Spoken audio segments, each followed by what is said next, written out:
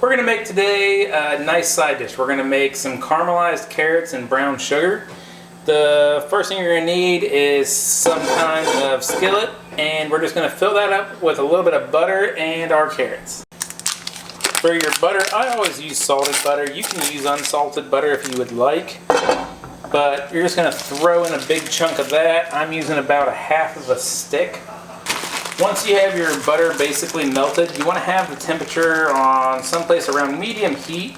You're going to add your carrots. Add however many carrots you want. For the half stick of butter, I'm going to go ahead and add a pound of carrots. And from there, you just kind of want to start working them around a little bit. Make sure they're all covered in a little bit of butter. Make sure they're all getting warm. You're going to slowly cook your carrots this way. We're not going for super cooked carrots, you know, we like ours about half cooked.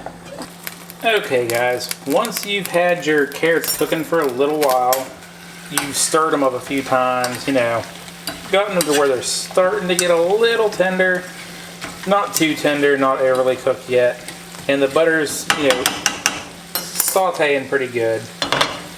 It's time to start adding some brown sugar in. And we're not going to go easy on the brown sugar here by any means. I mean, you want to kind of hammer it with brown sugar. We've got our brown sugar in.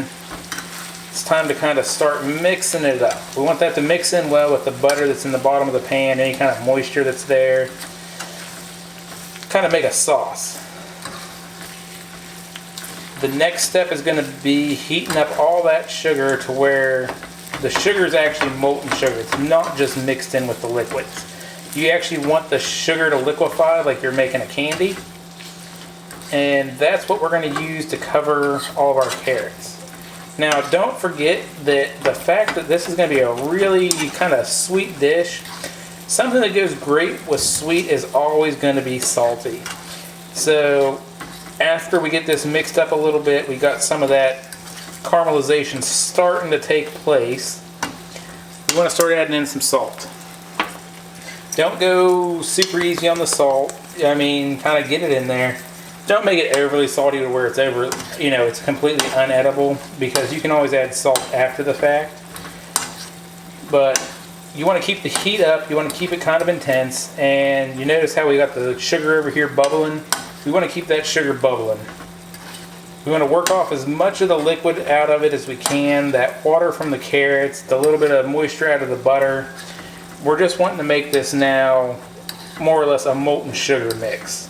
The molten sugar will adhere to the carrots and just add a nice glaze to them.